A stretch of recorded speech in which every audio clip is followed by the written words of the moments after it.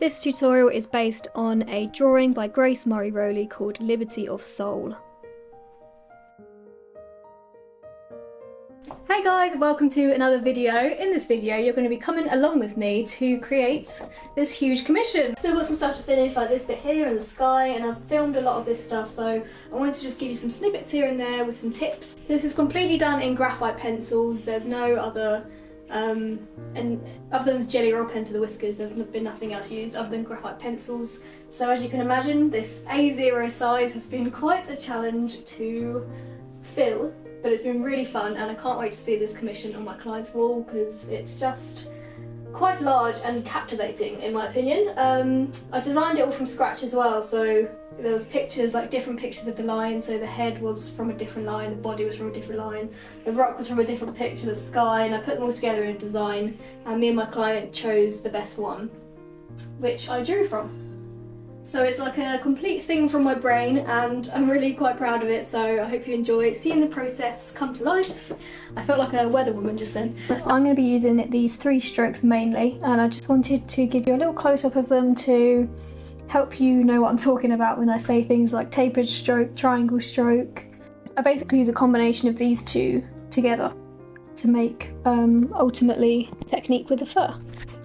So a tapered stroke is basically where you have your pencil and you have no pressure on the pencil, and then it gets harder and harder until you reduce the pressure at the end of the stroke. So it's a tapered stroke with most of the weight in the middle of the stroke. So instead of just doing this, which is what a lot of beginners do when they're drawing fur, we are doing it with tapered ends to the stroke using varying pressure.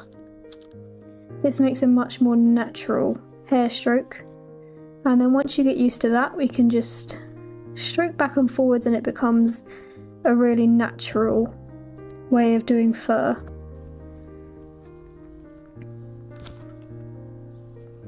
So all of the weight is in the middle of the line with both of the ends coming off with a pressure, so it makes the ends tapered and thinner. The triangle stroke is basically what I use to show that there's a parting in the fur, and the entire coat is made up of fur strands that are overlapping each other, they're crossing each other, they're parting ways, and the technique I use, I've called it the triangle stroke, so I'm basically drawing in the separation in those 2 fur clumps. So this would, as we build it up,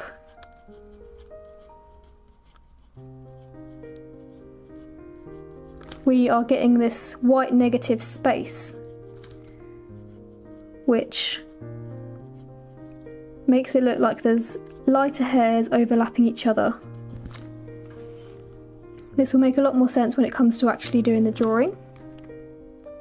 Oh, sorry, I meant to be showing you the shape of the triangle stroke and then I'm going to show you the tapered and the triangle together, but I've basically just been doing them together here. So the triangle stroke without doing the tapered stroke would be like this. Just a triangle but without the line there. And then together, so we're doing that tapered stroke with the triangle shape. And building it up like that.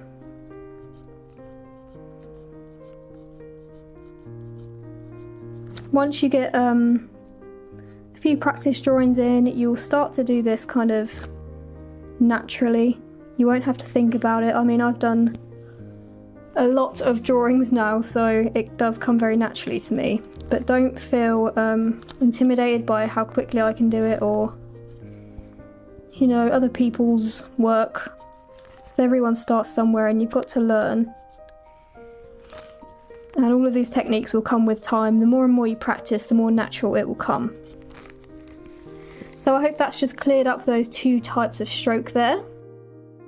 I started on this bit of the face of the lion because the fur direction was really nice and clear, and I feel like just getting that nice bit of fur direction in first of all as an anchor can really help to make you feel like you're getting somewhere in the drawing. So I just started on the area that I thought was the simplest, and I'm going in with a 2H pencil that's sharpened to a really fine point. Sorry about my glove in the way here, it was really hard to film over the head of this because it was so big. But I'm just doing those tiny little triangular tapered strokes that we just spoke about in the direction of the fur. So some of them are curving and they're literally like a millimetre long, maybe smaller than a millimetre. So I'm taking my time on this one. So with the 2H, I'm just mapping out where the shapes are going, where the fur direction is kind of heading. And that's all I'm thinking about for the first layer. I transferred my outline onto the paper using transfer paper, and when you're doing this it's really important to get some of that fur direction detail in so that you don't get lost throughout this whole drawing, because the fur direction is going to tell you where the bone structure sits. So it's really important to study it very carefully and make sure you're doing it in the right direction, because if you do it in the wrong direction, the skull just won't look right and it won't read right. Like, you might not really know why it doesn't look right, but that's probably the reason sometimes. Here I have my tonal value scale out, and I'm just holding it against the reference photos to try and get a bit more clear on which tonal value these hairs are sitting at. So I decided that it was around a 6 and the shadowed areas were around an 8, so almost on the darkest side, but it's only in those partings of the fur. So the triangle shapes we're doing are going to be illustrating those little shadowed partings in the fur. I have a full tutorial on how to make those tonal value scales on my Patreon, but it's essentially just a little scale that deduces, because the human eye sees around 1 million different tonal values, so as artists we have to reduce that to a manageable amount that we can see and reproduce on the paper. So it just really helps to hold up to the reference photo and then hold up to your drawing as a nice comparison. It's really helpful for beginners. So I just continue to build up that first layer with my 2H pencil, and then I'm going to start blending with my silicone blending tool. Now if you haven't seen these before, definitely go get one. They are the best blenders for graphite that I have found. You might not get on with them, but I really love them. They're a bit different to paper stumps in that the top of the tool is made out of silicone, so it blends on the very surface layer of the paper, rather than with a paper stump. The paper stump is quite rough in texture, so it kind of pushes the graphite into the paper, whereas the silicone tool blends on the very surface and kind of gives you a much smoother blend than you'd be able to get with a paper stump. So I just love it. If you haven't tried it, I'll leave the link in the description. Alright, so now we've got our 2H pencil layer where we mapped out the basic direction, and then we blended with the silicone tool very gently, just kind of back and forwards. I'm now going in with my 2B mechanical pencil from Faber Castell. I can't remember what brand the lead is, but they're all pretty much the same. It's just a 2B lead, so you could use a 2B pencil if you didn't have this. And I'm basically just picking out little bits of those triangle shapes we've done to add a bit more of a darker tone. I'm just pressing relatively hard on the pencil, not too hard. And I'm just picking out areas I can see where there's more shadow, or there's more kind of differentiation in the fur tone. I'm really sorry about my hand covering this. So yeah, I'm just picking out, I'm not doing every single one because I want there to be a bit of differentiation between different parts of the fur and add a bit more interest to it that way. But the main goal here is just to add a little bit more contrast, a little bit more depth to those layers. You can see my hand coming from all different directions here, wrapped in that paper, because I was trying not to get my palm on the paper.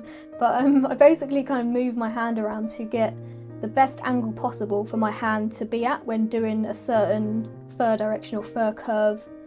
So if it's going in a direction that feels a bit uncomfortable to do from that angle, I'll literally just move my body, move my arm around, because having that natural curve of the wrist is going to make your strokes much more confident and natural looking.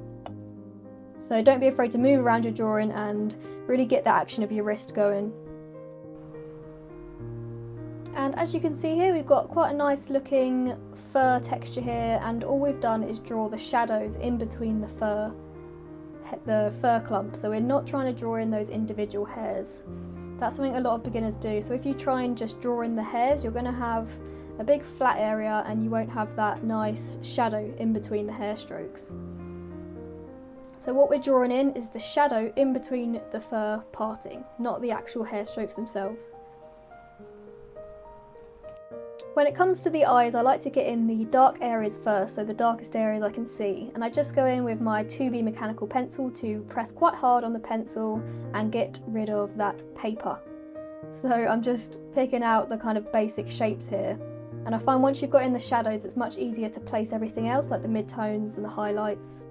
Something to watch out for with lion's eyes is that the eyelashes kind of curve over the eye, and that's quite unique to lions. Their eyelashes are very curly and inwards. So I'm using very tiny little triangular shapes there to illustrate where the fur is parting and kind of overlapping the eye. And I've cut into the eyelashes from the shadow, so I've come from the dark area and kind of flicked upwards to get a nice natural looking eyelash. Moving on to this longer fur in the mane area. Now this was such a fun area to do. So you can see here I'm using my Faber Castell Mechanical Pencil without a lead in it. This is key. It hasn't got any lead in it, and I'm kind of just using the flat surface of the metal to make an indentation on the paper. I never use the indentation technique normally, but I felt like for this fur texture it was really helpful. I do need to get an actual indentation tool, that would have been much easier, but if you don't have one, this works perfectly fine as well. And I'm basically just kind of pre-planning where I want those lighter hairs to be, so that it was kind of these frizzy hairs that were overlapping the shadow. And I find this is when the indentation technique works best, when there's a kind of a lighter hair overlapping a very dark shadow. I don't like to use it where there's kind of mid-tone areas, because I feel like you can see the indentation in the paper too much and it kind of just looks a bit messed up with the paper. But I don't know, some people have a lot of success with it, but I don't tend to use it other than this drawing. Here comes the fun bit. We're going to use a 4B pencil to reveal those nice indentation shapes we've just made. I find it helps to go in the opposite direction as the kind of lines that you've made with the indentation tool, because then it kind of skips over the paper where there's an indentation rather than the point of the pencil getting into that indentation. I just find it helps to make them stand out more. So with that same pencil, I'm now just mapping out where the shadows are in the ear.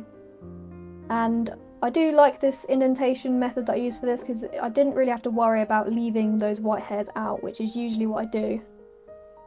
So as I said, it was really handy for this. Just using a really dark pencil there, it might be an 8B even, to fill in that shadowed area. If there's an area of complete shadow, I don't really worry about the fur direction until it's kind of entering into the mid-tone, and then it's important to start thinking about the fur direction, but I just wanted to get a nice dark shadow in. I'm now going between using the pencils to get in the fur direction and then blending out with a silicone tool and adding in highlights here and there with my Faber Castell Perfection 2000 eraser pencil. These are absolutely great because you can sharpen them to a really fine point and pick out some fur detail, but I was kind of going back and forwards in this ear because I went a bit too dark in some areas, and I tend to do that. I tend to be quite heavy-handed. I know some people are the opposite, they tend to be too light-handed, but I'm a heavy-handed person. So I then went in with my jelly roll pen to add a few more white hairs on top and then thin them out with a pencil to make them look natural. I'll show you how I do that when I come to do the whiskers. So the whiskers now, we're using the jelly roll number 10, and as I said, this is the one with the best ink flow, so I like to use this for the whiskers, especially as whiskers tend to be quite thick as well. Being very careful with my placement here. If you're struggling with the ink flow from the jelly roll pen, then just roll it out on the side, maybe dip it in a little bit of water, and then roll it out on some paper, and that usually does the trick. I'm kind of sweeping back and forwards as well to get the ink flow nice and consistent, because if you just do a continuous line, it tends to scrape away the centre of the line. So there's definitely a knack to using these pens. And it's quite nerve-wracking for it to go wrong on the whiskers, but if you do go wrong, don't worry, it's very easily drawn over.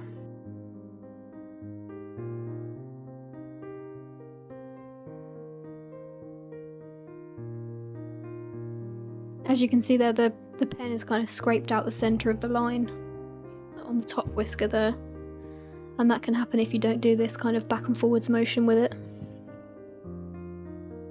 And now taking the mechanical pencil with the 2B lead, or you can use a B lead or a HB, anything works for this really, because we're kind of just scraping away the edge of those lines. And the main goal here is to taper out the edges, make them look a bit thinner, and like this whisker is really a whisker, and whiskers tend to be very thin towards the ends and quite thick in the centre.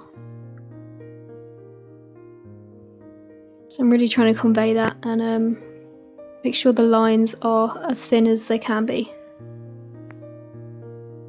Because we're on a quite a dark background here, you can really press quite hard to get rid of some of that pen.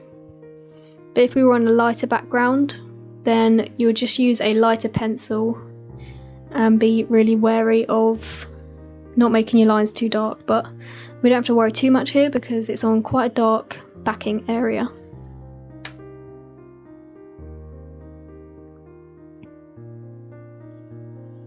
Kind of shading in the fronts of the lines as well to make it look like the shadow is being cast as it comes out of the face. And now going in with the silicone tool to really blend out the fronts of the lines and also the ends of the whiskers to make that taper effect even better.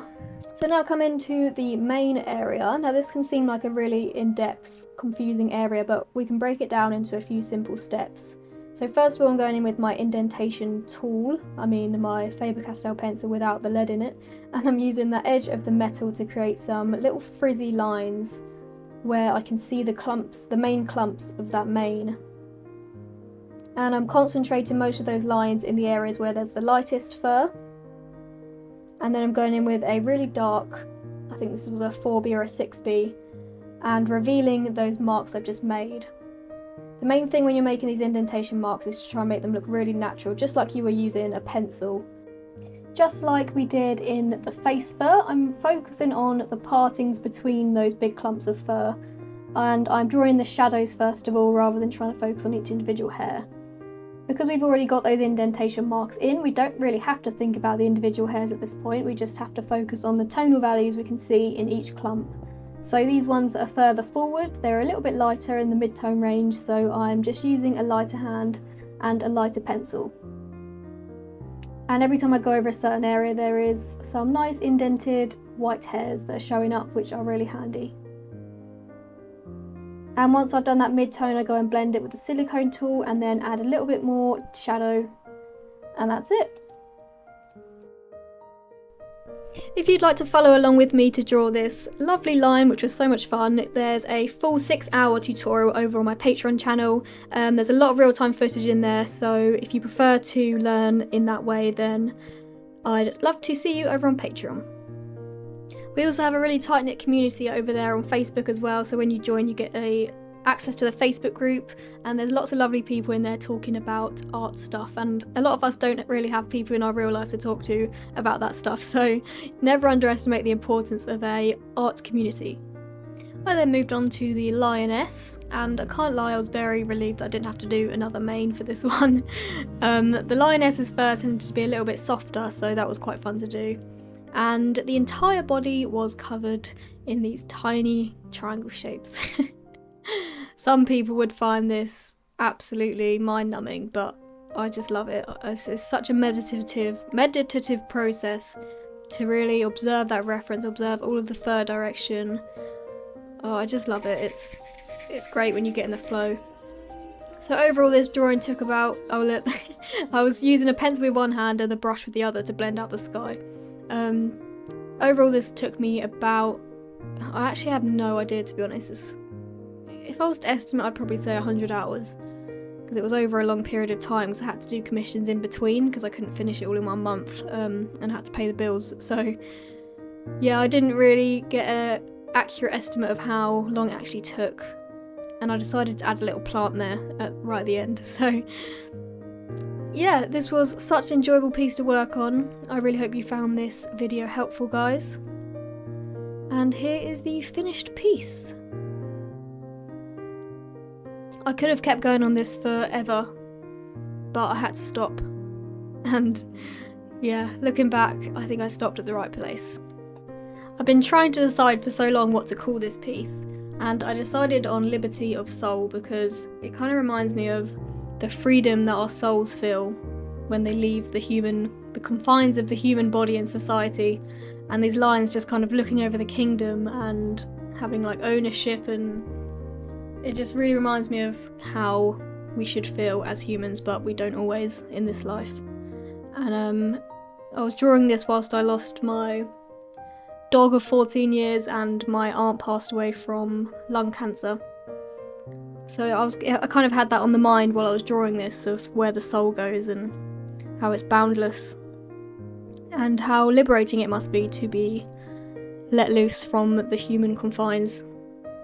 So I hope you enjoyed this video, guys. I'll see you in the next one. Happy drawing!